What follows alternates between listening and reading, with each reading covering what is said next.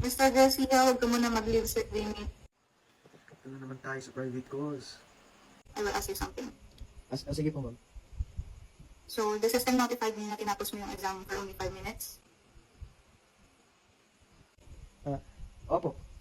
May problem po ba? Problem? 5 minutes mo lang sinagutan tapos perfect ka. Dapat at least 1 hour and 30 minutes mo ginawa yun since yung video 1 hour long.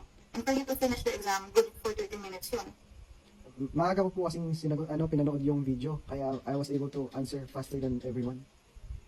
Okay, sige. Share screen ka. Patingin ako ng screen mo. Sige po. Wait lang.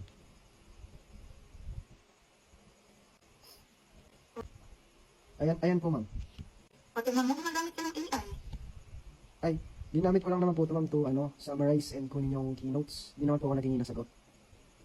Ay, wala kang pakialam. Pumunta sa office tomorrow kasama parents mo. Sige po.